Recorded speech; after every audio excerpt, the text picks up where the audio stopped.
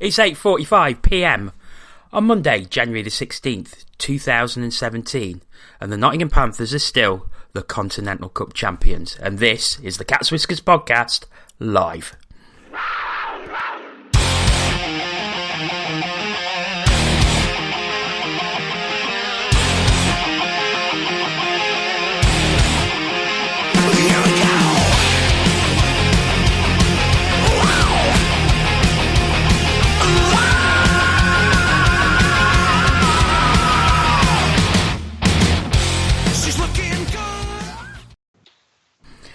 Hello and welcome to the Cats Whiskers podcast.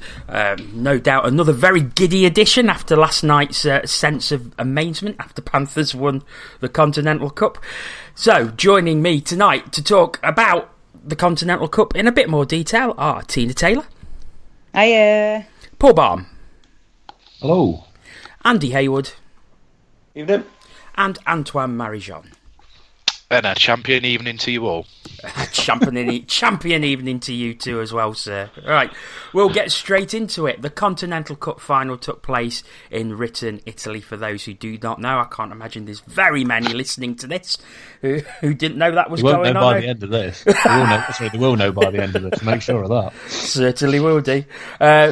So, the three games that took place on Friday, Panthers taking on the Odense Bulldogs of Denmark, a 2-0 victory for the Panthers, Brad Moran scoring both goals.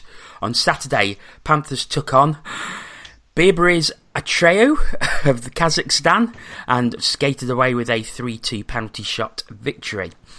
Dmitry Stepanov opened scoring on the power play, where Jason Williams equalised just before the end of the first period.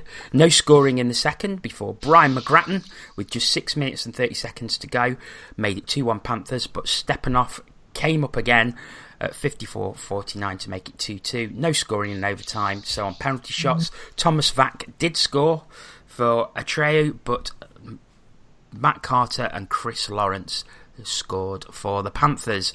So it all depended on Sunday's game against the host Ritten Sport of Italy.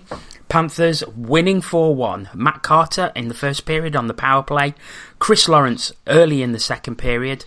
Marcus Spinell did pull one back for Ritten at 28-39, but then Robert Farmer at 34-16 and an empty net goal at 59-23 ensured that the Continental Cup was coming to a British team for the first time ever. So, I will ask you all, has it sunk in yet, Paul? Well, I've had a day at work, so I haven't really had much choice, really. I don't know, really. I mean, it's just it is such a huge thing to actually comprehend. That we've gone out and done this where so many others have tried and failed, including ourselves. So I don't know, really. I mean, I've had a day of normality to let it all sink in, but I've been slightly more cheerful than normal. Just before we move on, I do want everyone who's listening at the moment. Paul wrote a quite excellent article that's on the Cats Whiskers website, www.thecatswhiskersonline.co.uk. Click on Paul Balm. It's called First. It's outstanding, and if you haven't already read it, I suggest you go and read it because it is a brilliant read. But wait till you've watched listened to this, and then it'll be the perfect thing to put you to sleep. Yeah, you. All right, and how do you feel? A bit similar to Paul, being back at work today.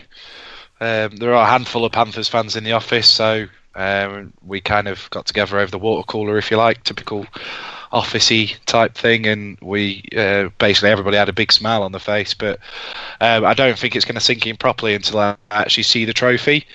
It was weird watching it on the telly. It was similar to what part of Paul's article, and I'm sorry to spoil it for anybody that's not read it yet, but no worry about it. it it was slightly different, and it would have been brilliant to be out there, and I hope the fans that went out there had a fantastic time and what have you. But until we see that trophy, I'm assuming they're going to bring it out on Sunday. It's going to be still a little bit that really happened. Tina? Yeah, I same again. I mean, there is one other Panthers fan in the office that I work in, and sort of passed his desk this morning and he said, good morning, fellow champions, Challenge Cup. Oh gosh, oh god, can we start again? Yeah, I did salute him on the way past and said, good morning, fellow champion. That was it. I'll move on. But yes, having a day at work does kind of take the shine off it, and also you feel a little bit detached from it when you've got to watch it on the webcast. But by the same token, we have to remember that we were afforded that particular luxury. The Panthers have definitely gone and taken one for the team there, and pulled it out of the bag so that those of us who can't go can watch. We were able to see it. It wasn't just something that was enjoyed by the couple of hundred that went out there. It was, and I'm fairly confident that there were ex-players, players' families at home and what have you that were watching it. So I imagine the support was brilliant. Okay, Andy.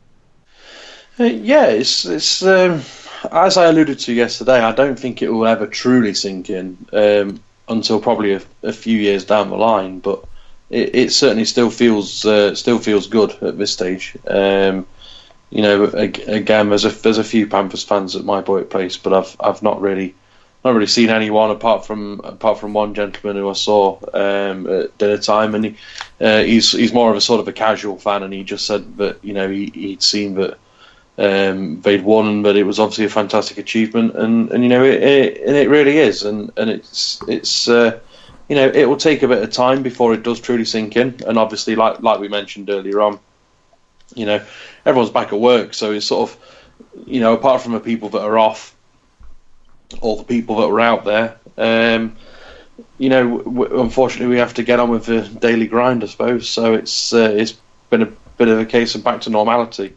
I just, it's still not sunk in. I think I'm like Ant. I need to probably see the trophy and the team have the old picture taken with the trophy at the NIC with the crowd there, hopefully on Sunday, and then it'll probably start sinking properly. But it still seems very, very surreal at the minute. It's like we've done something of huge magnitude, never been done before in British ice hockey, and it's still not quite believable. Does anybody else feel like that?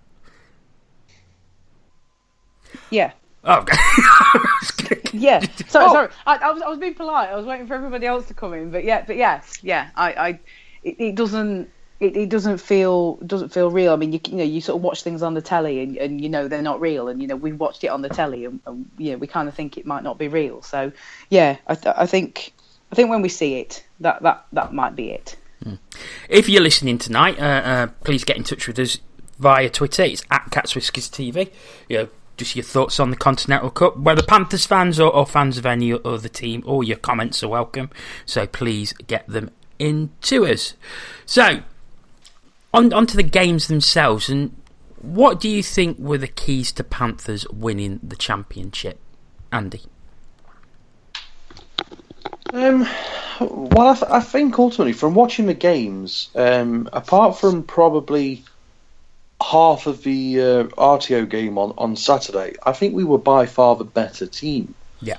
As much as we talked on the WhatsApp group during the games, and particularly the final game against Britain yesterday, there was only really Adam from the outset who said, what, I think we're the better team. I think we'll do it. And even when we were playing well in that game, I still felt that air of nervousness that you don't normally get from watching a game on the telly that often, I've noticed. But I think overall we were probably the better team. I think ultimately it's very difficult to look past another fantastic performance in net by Mika Wheatman.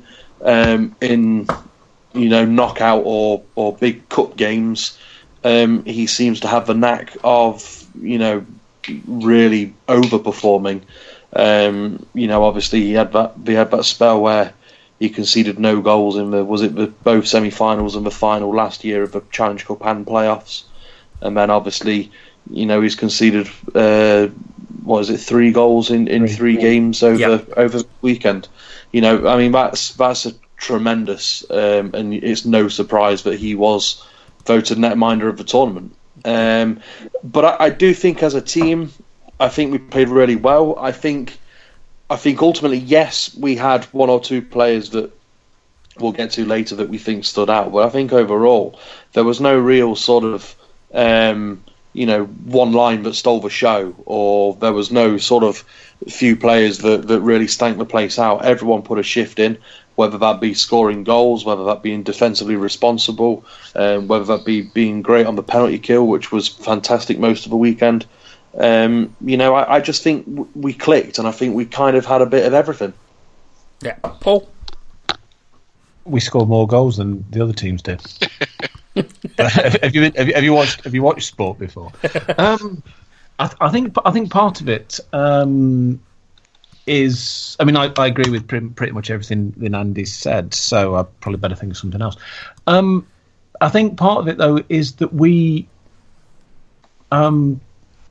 adapted to the conditions better than a lot of the teams, including in the final game written, and you'd have thought they'd been used to it. I mean, there's been a lot of talk about the ice. I suppose it makes a change from talking about the referees, and you could see how poor the ice was. I mean, there was at one point I was paying particular attention. I think it was sort of in the second period of that written game, and you could see them, instead of just passing the puck, they were pushing it.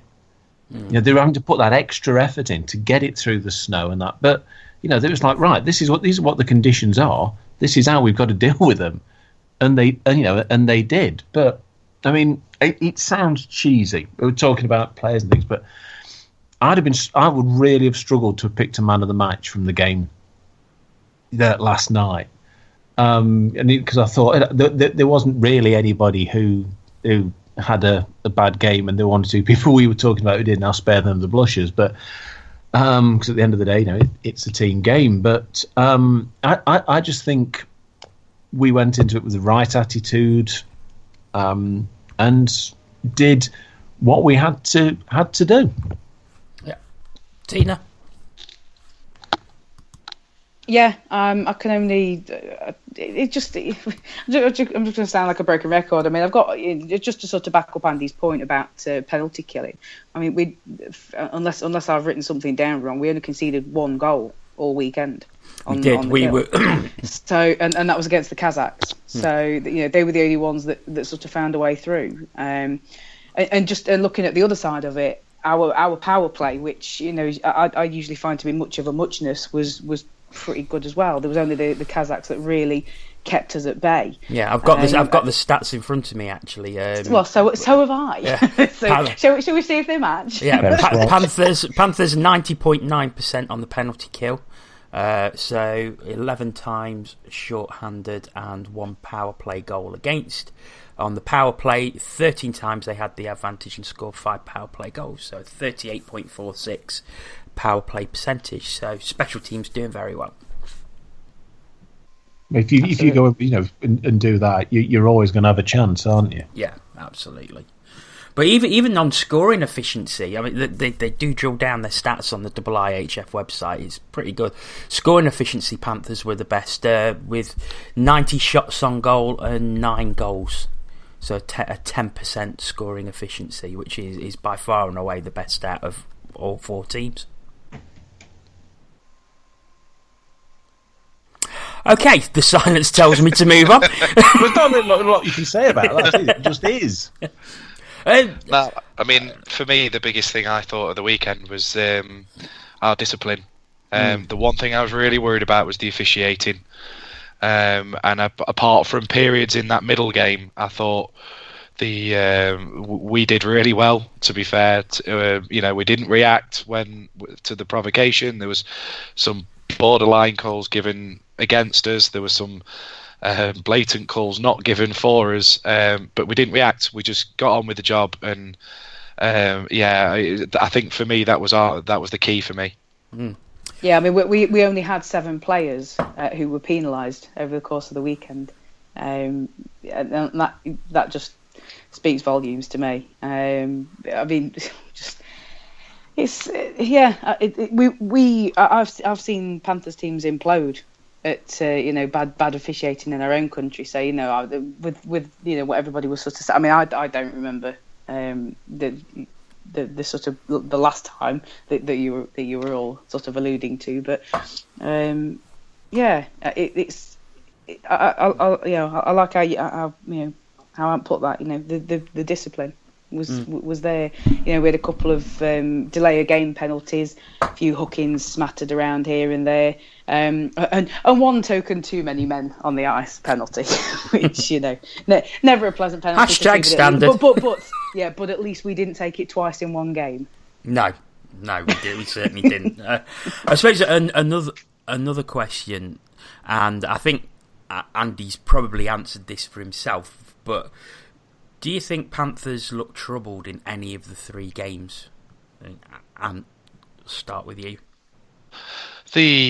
Probably the Kazakhstan game in the middle was my most worrying part. I thought yesterday was a lot more straightforward than I thought it would be. The Danes gave us a good game, but I just didn't see Mika getting beaten on Friday at all.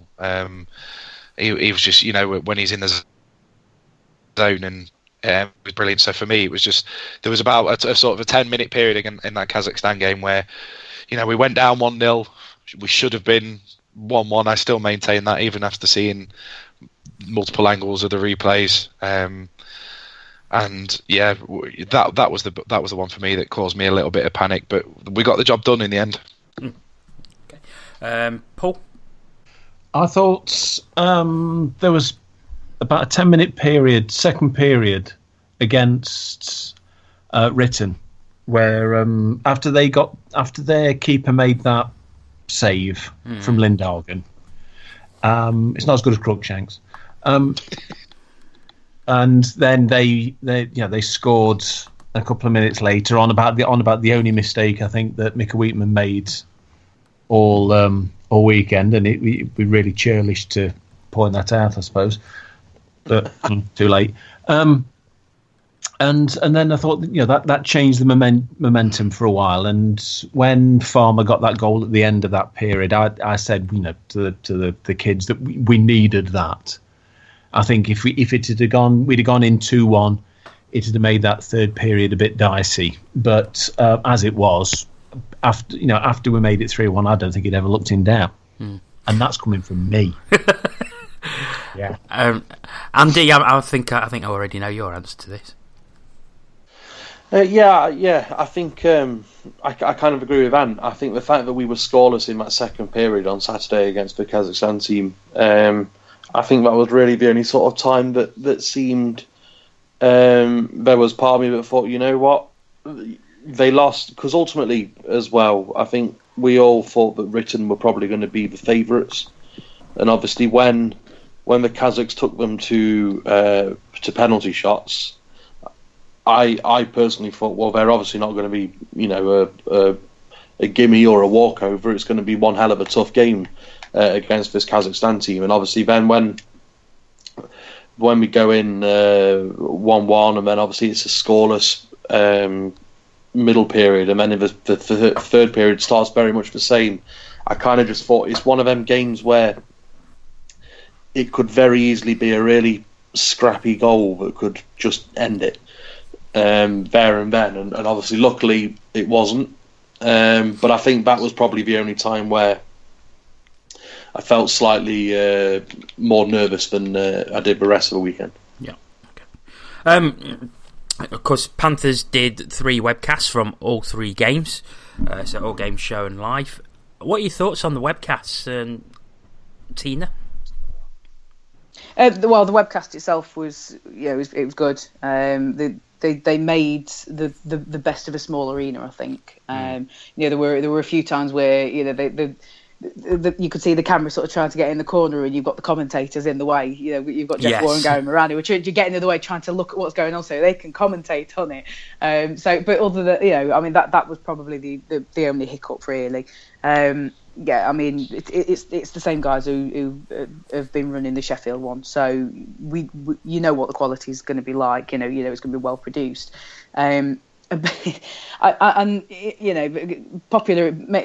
Unpopular opinion or not, I don't think Gary Moran was too bad as a commentator. As long as he stayed on point and there weren't any breaks in play, and he just focused on being the play-by-play guy, it was all right. It's just when there was a break and he felt the need to say something, rather than let the viewer watch. That's that would be my only criticism. Just don't stray off the point, Gary, because it's not necessary. But good webcast, and I would very much like to see some consideration for doing it at home. It was lovely to be able to see it. Let's use that. Let's build on that, and let's not be the butt of the jokes of the Elite League, please. And let's just get it done. We know we can. We know it's possible. So the excuses are falling away now. Okay, Paul. I mean, what you've got to remember about Gary Moran, picking up on what Tina was saying, is that obviously he started in radio. And with radio, there is a need to fill those gaps because people can't see what's going on. But and I know what you mean. Some of the stuff you think just silence. There's nothing wrong with a bit of silence every now and again. Obviously he's taken a bit of stick for the shall we say the little bit of coarse language at the start, but. In a way, I don't really blame him for that. I mean, look at the number of mistakes you used to make when we used to film it. Lots. We did the TV, and the number was it 14 times to say hello, and the amount of swearing. 12 takes. 12 takes just to say hello to Chris Ellis. Because 12 sounds so much better. Yeah, I would say just the 12, and we did swear in that, but so I bet the bloke who did the editing. Heard a few more choice words from Gary after that. I bet he did. Ant, your thoughts on the webcast? Well, Gary obviously didn't see the Front Runner Sports press release about alternate language, I guess. But I really enjoyed it. I watched the game on Friday at home, with it being the early start, and then I was in the Salt Box Saturday and Sunday. It came across really well. My only thing I would have thought maybe to improve it would have been a bit of interaction with those people watching the game, maybe. That would have filled your silences instead of making rubbish jokes or what have you. And but the thing is with Gary is, he obviously, some people don't like him and what have you. He's very passionate about the Panthers, and I will never take that away from him. And that comes across when he does his commentating. You can tell he's getting excited. You can tell he's almost like a fan, and he's getting excited when he slips into using nicknames for the players and stuff like that. And he starts having a go at the referee and what have you. In a way, that makes me smile because you can tell he's passionate behind it. But overall, now I was really impressed with the webcast and their comedy pictures they put up of Gary's warm hat. Andy, your thoughts? I was pleasantly surprised. I'm not gonna lie. I've with regards to webcasts, they don't overly bother me in a lot of regards. But I think because of the occasion and obviously everything that it was.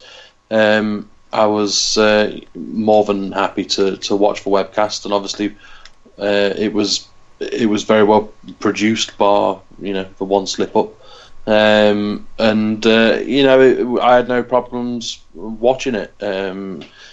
which is nice because it's probably the first time that I have watched webcasts in the past where they have been, sort of glitch free or hitch free. So yeah, it was very good. I still don't think I'd watch them week in, week out for away games or anything like that, or home games that I couldn't get to. But I certainly think for one-offs, from a personal standpoint, I certainly wouldn't have an issue buying one again.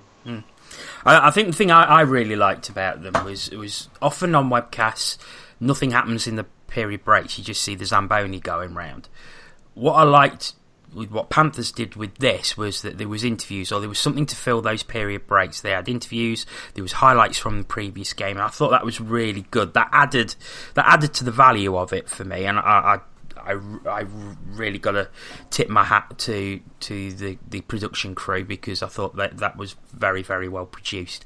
And just like Tina says, I hope we now realise what a valuable commodity they are, and we start doing them for home games, because there's now that we've seen how good it is, there's no reason why it shouldn't be done game in, game out for me. But I suppose we will see what happens as the season goes on. It's different. Well, we shall see. They were primarily providing service for Panthers fans. That's how they'll see it. I think. I would be very surprised if it happened regularly. Okay. Looking at the weekend as a whole, and this is something that we've sort of already discussed between ourselves in preparation for tonight's podcast, but first question is, who was your Panthers player of the weekend? So, Ant, start with you. Oh, sorry, I had my mic switched off. Robert Farmer for me. He was rewarded with his 2 goals yesterday, but I think his overall play for the weekend was top notch, and it's just brilliant that for me it was a British player as well that led the way amongst all the imports and whatever.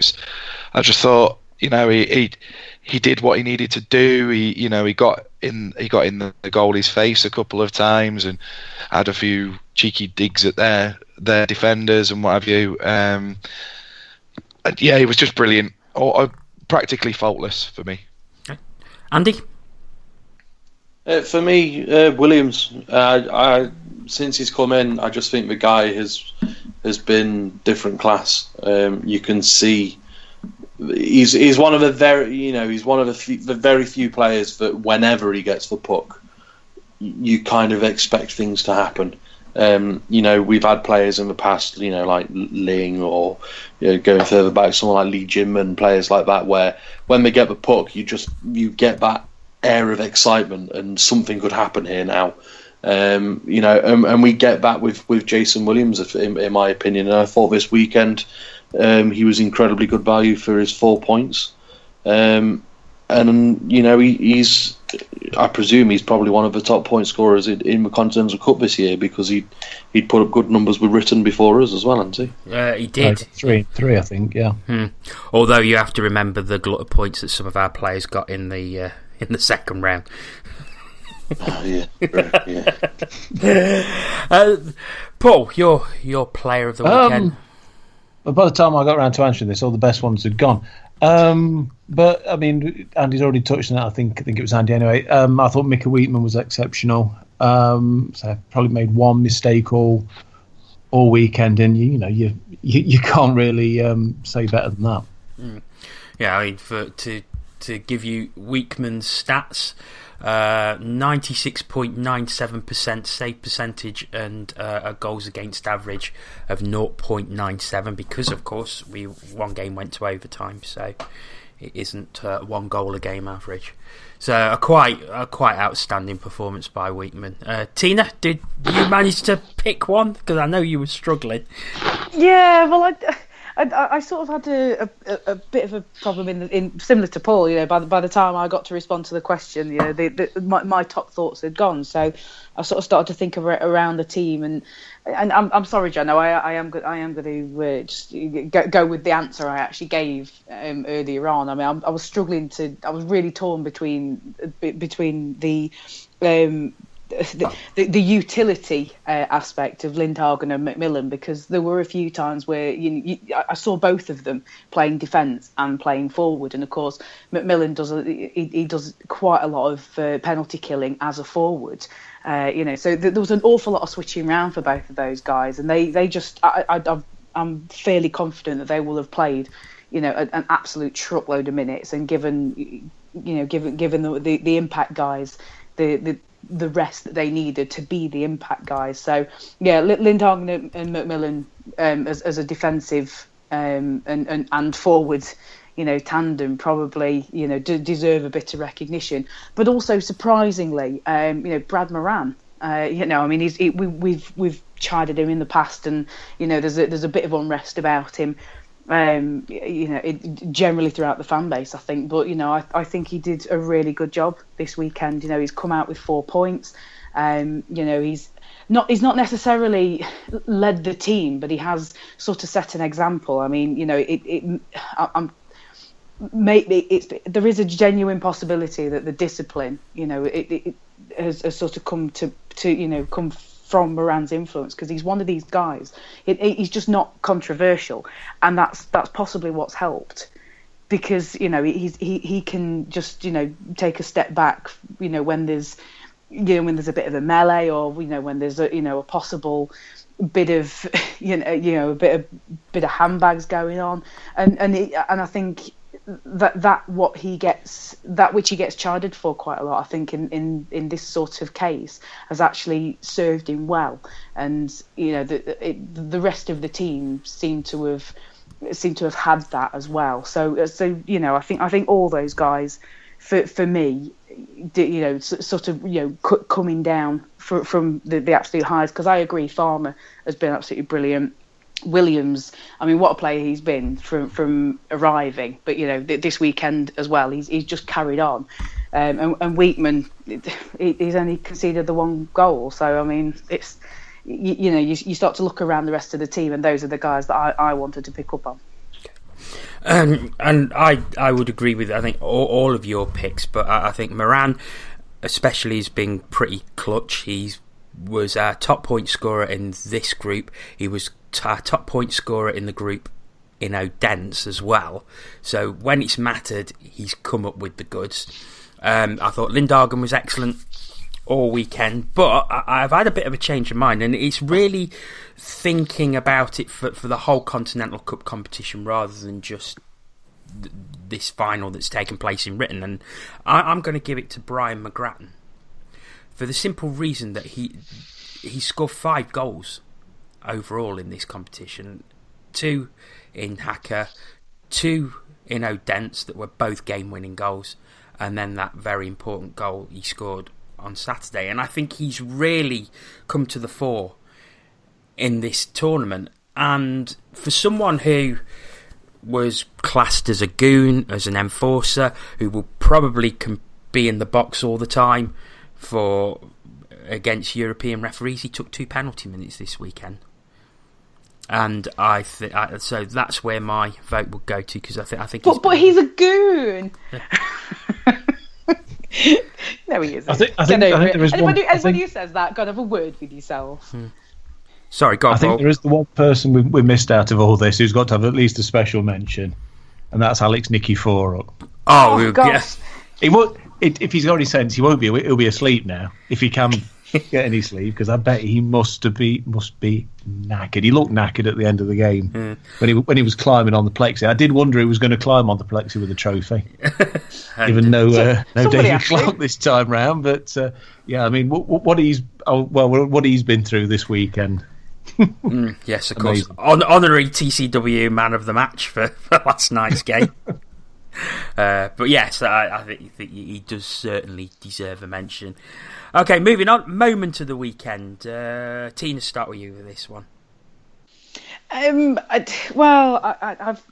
as I have said many times before, I've got an awful memory, and I remember the big impact things. But one thing that really sort of struck me, it's not necessarily like it was a big moment or it was, it was something that was really amazing and stuck in the mind. But it just stuck in my mind. It was when the written player, I forget who it was, he had a wide open net. Mika was kind of stranded, and for whatever reason, he didn't put it away. He didn't put the goal away, and that's when. And I never said anything, but I sort of sat there and I thought, that's it.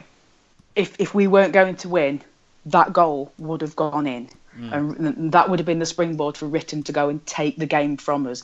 But it didn't go in, and that was the point where I just thought, yeah, I think we've got this. So that was my moment of the weekend, because just because I remember just so clearly looking at that and thinking, fate has dealt us something here, because there's no way on any other day that guy was going to miss that shot. Okay, Ant. I'm going to go for a non-Panthers one. I'm going to that save, although it wasn't as good as Cruikshank's, which I didn't see, but I'm going on you guys for that. That's that save was. I mean, Andy picked up on it. That was a game-changing save at the time. I mean, we went from coasting to all of a sudden Written, then back in it. They get the goal. It was just. I mean, it was an open goal. It was an empty net. Lindhagen's. He did nothing wrong. He did exactly. He put the puck off the ground towards the net. It was going in. It was just. It was an incredible save. It was brilliant, and it was brilliant to see. And fair play for him. And I still do. I've watched the highlights again, and I've got the downloads to watch again. But I don't know where he comes from either, because he's kind of lost in a melee of players. And the shot goes in, you're celebrating. I was like, where's he come from? It's just sort of like he just appeared. Yeah, it was. Yeah, I mean, I will put that down. I know it's not pro Panthers, but it was just fantastic for me. And games are made on moments like that. Yeah, Andy. For me, it's McGrattan's goal, because I just think it was so huge in the context of the game. Yes, they scored pretty much straight after, but I just think that a game that had sort of stagnated a little bit, and there was a distinct lack of any goal seemingly coming from anywhere, and then it took a rebound and it loops up in the air and he knocks it out of the air, which in itself is a skill. He takes it out of the air and then puts in a rebound. I just thought that was a real game changer for me, because I thought that was when I sort of felt that this game could well be ours, and it was a game where, like I mentioned earlier, it was the one where I actually thought we look like we're going to struggle here, and it could be down to just one of these games where a bad bounce, or it comes off the ice terribly, or something like that, and it could cost us. But like I say, it just, for me, like I say, despite the fact they scored soon after, obviously it went to penalty shots. At the time, I just felt it was such an important goal to go ahead rather than go behind at that stage. Paul, you always come to me last with these things, don't you? Because you think I'm going to say something. Well, I've still got to go, so go on. Yeah. Well, I'll spoil it for you. I've got two. Again, I came late to this party, so all the good ones were gone. Although, I mean, nobody's mentioned Farm's goal in the game yesterday, the first one, and that for me really sealed it. But in terms of sort of the comedy value, I know what I'm here for. Lawrence taking out the Kazakhstan netminder. Oh yeah. Quite, that was brutal. Quite what the netminder thought. I haven't seen a netminder do that in years. Literally. Years. I saw it happen in the EIHL a few seasons ago. Cam Jansen wiped out Carey Price. No, it's even more recent than that. Milan Lucic, when he was still playing for the Bruins, he went around Ryan Miller, and not one. And the same thing happened again. Not one player from the team went to challenge him. I expected Lawrence to have players raining down punches on him, and nobody reacted. It was really. I saw it. I honestly thought he was going to get chucked for that.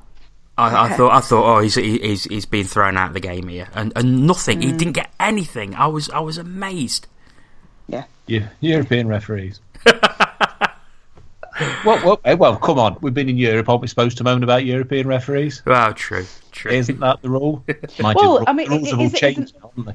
Isn't that possibly a moment? You know, isn't that possibly a moment of the weekend? The fact that we're not whinging about European referees. I'll give it time. My other moment has to be that picture of David Clark and Adam Goodridge serving fruit on the continental fruit platter. I hope they've washed it. I hope they have. The double IHF won't want that back with segments of Satsuma on it, will they? I think mine has to be in the final game yesterday, killing 1 minute and 56 while 5-on-3. I thought that was outstanding.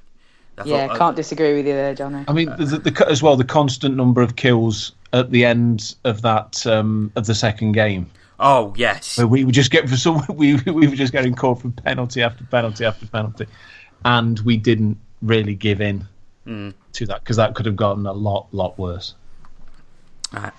Right, we shall go to Twitter, because we've had a couple of responses. First, though, on our Spreaker console that we do this on, Geraldine Ellis has sent a message. Still stuck in Munich, but we don't care after that epic win. Well, I hope you're having a couple of drinks, Geraldine. We've had a couple of questions, one from Jerome Lucy and one from Anthony Russell, but if it's all right with you guys, we will save them for Ask TCW on Wednesday. Mark at PAC, he says, I think Callis should get a medal. He's played more cup games than Green, Williams, and I think War. Thoughts? Well, yeah. I think he probably will, if I'm honest. Yeah, I certainly think he should. Yeah. I tweeted it yesterday. I was like, just, surely. I mean, the guy had just been fired, effectively, and he still came and played in a round of the Continental Cup.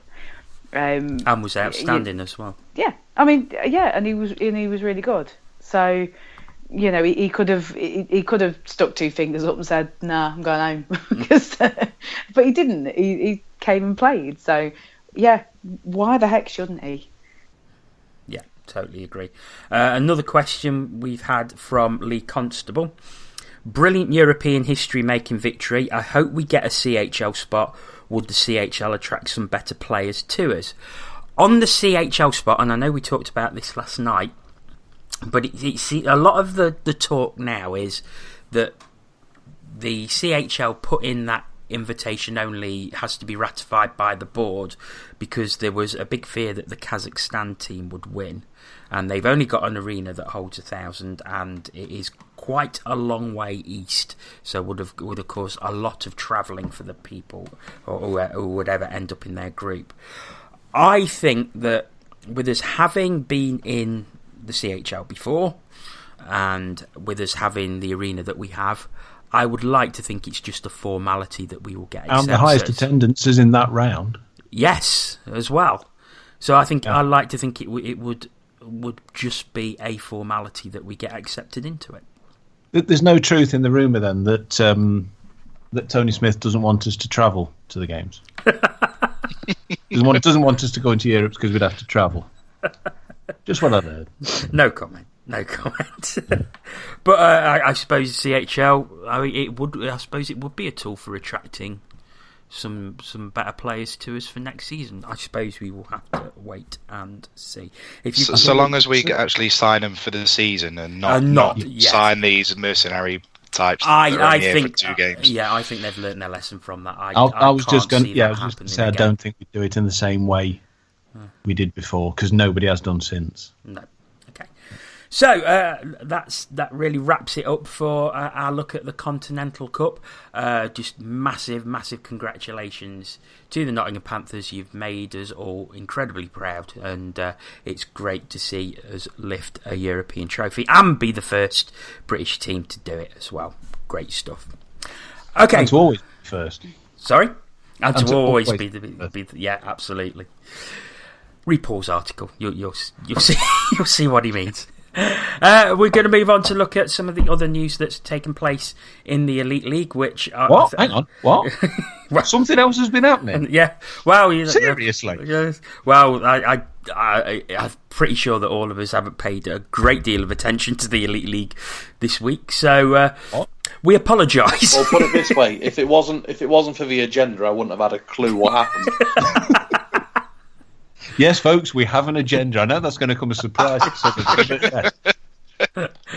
Before we sort of go into the incidents from different games, Tony Smith did a complete U-turn on his decision to stop SSSC, or the Sheffield Steelers Supporters Club, selling away travel at the arena. He's also going to revisit looking at webcasts and whether they will continue to do them. So, your thoughts on that, Paul? Well, I think next time Sheffield come to the arena, instead of playing any music when they come on, they should play the sound of a dustbin lorry reversing. Mm-hmm.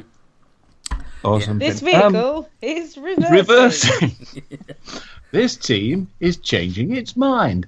I think to an extent, a certain amount of sense has prevailed here. I never really understood what was going on, what the thinking behind any of it was, really.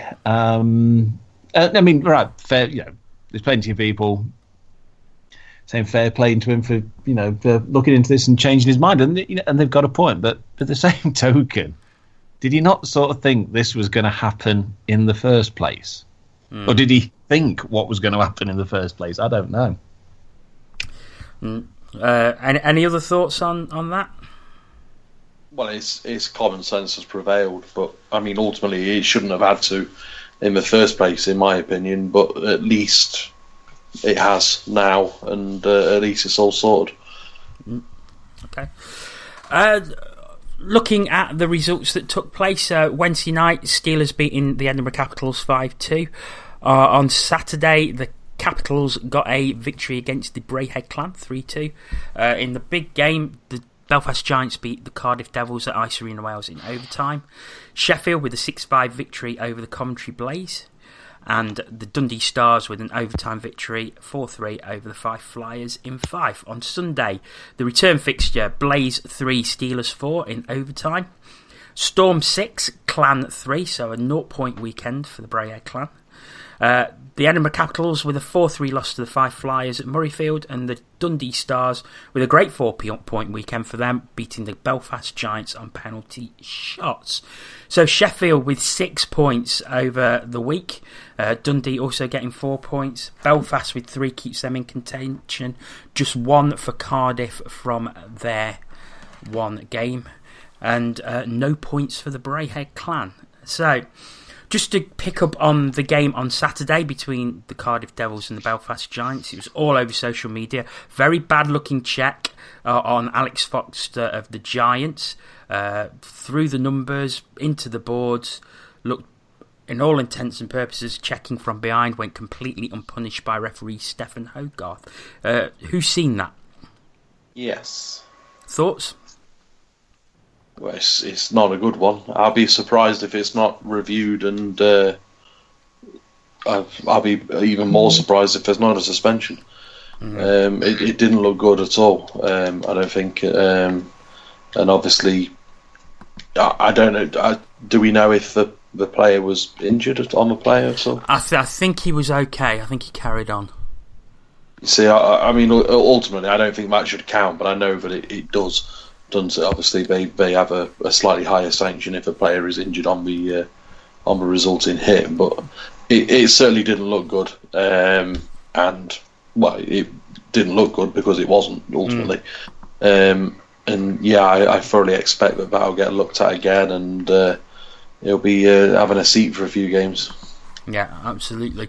The Steelers got match penalties on consecutive nights. Levi Nelson on Saturday and Jace Coyle on Sunday. So they can expect to see their players sitting or not, as the case may be. But Nelson did miss the game against Coventry on Sunday because of his match penalty on Saturday night.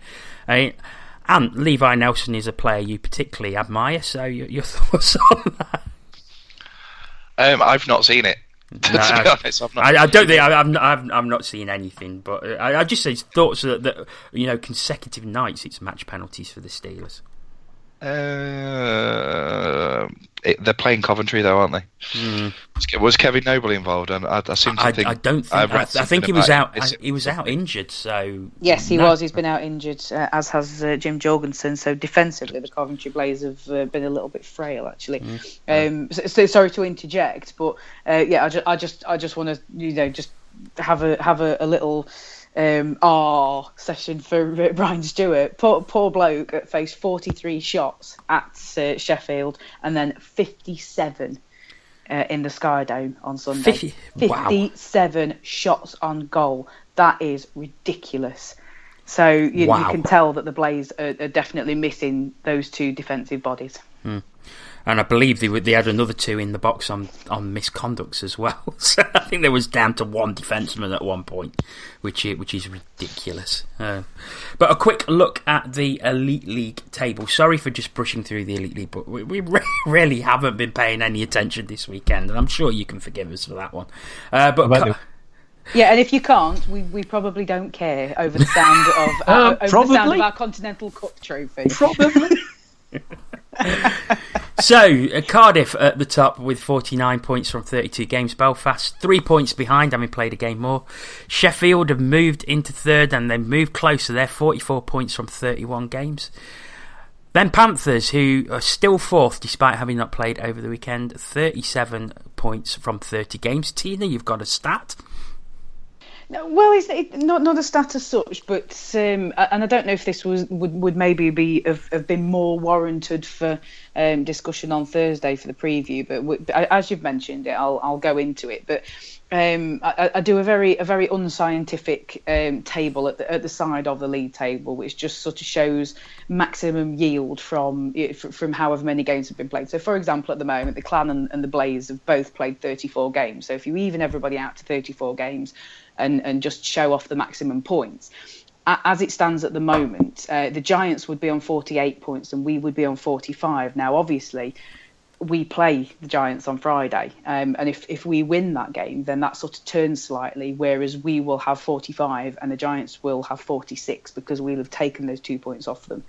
So it obviously, I cannot stress this enough. Obviously, it involves us winning our games in hand, and obviously, as I've put it, it obviously involves us winning in Belfast on Friday, which we haven't. We have a patchy record in the SSE arena, so it's very, very theoretical. It's very unscientific, but it's food for thought. From us sort of going, no, it's dead and buried, and we're destined to be fourth or whatever. There is scope. There is potential for us jumping up to third place. So. We need to be back on it and back on our toes, back in it, full on in Elite League mode when we get over to Belfast on Friday. Yeah, there's not scope everywhere, trust me. 5 for fifth, 34 points from 31 games. Then Braehead 6, 32 points from 34. I mean, Andy Braehead, what has happened there? Well, they're not winning enough games, basically. 7th, Manchester, 29 points from 30 games. I'll put it down to January sales. 8th, the Coventry, 27 points from 34. And then in the final two places, Dundee, 26 points from 32. But of course, they've had a 4-point weekend, so breathing down Coventry's next. And then Edinburgh at the bottom, 21 points from 31 games. So all to play for in the Elite League still. Right, has anybody got anything else to add? I was actually going to expand on that before you moved on. Go on. But I mean, ultimately, we briefly touched on it a couple of weeks ago. Their record against the EIHL conference teams is nothing short of abysmal, and ultimately that is why I think they're in the position that they are in, because I think they've got 3 points. Is it? From EIHL conference teams? No. Let's be more specific now. about that. They have got 3 points from us. No, because they got a point against Cardiff. Oh, did they? Yes. Oh, well done. So they have 4 points. Yeah, So you they go got Brayhead. 4 points from EIHL conference teams, and ultimately that's what's going to cost you. I mean, we always used to talk about the fact that we do quite well against our own conference, but it was the cross-conference games that we always seemed to struggle in, and that was the reason why we always struggled and we never won the league. And then the year that we did, we managed to sort it out. And I think ultimately, if Brayhead are going to turn their season around, they need to start picking points up from our conference. But currently, at the moment, you kind of can't see it because they're just not performing at all. Yeah, there are, I think, worrying times for Infinity at the minute, certainly. Okay, anybody with anything else? No. Okay. So we have obviously got Ask TCW coming up on Wednesday. If you want to send us a question for that, we've had a couple in tonight and a couple of others as well. So send your question in. Best way is on Twitter @CatsWhiskersTV. Use the hashtag AskTCW. But you can also message us on Facebook on the TCW Facebook page, which is facebook.com/thecatswhiskersonline. You've also got email, tcwonlinetv@gmail.com, and then there's also the Cats Whiskers thread on the Cage Forum, where you can also leave a question and we will be able to pick it up. Also tomorrow we have got a special. Earlier today I had spoke to Brock Wilson for a lengthy interview about Panthers winning the Continental Cup, and also some of the things he was tweeting out last week about the Elite League. You may have seen an article in the Nottingham Post today in which he describes what he would like to see change and how he may change it if he was given the chance. So I spoke to him about that earlier today, and we will have that online tomorrow evening. Ant and Andy, you've listened to the interview, the rough cut of it.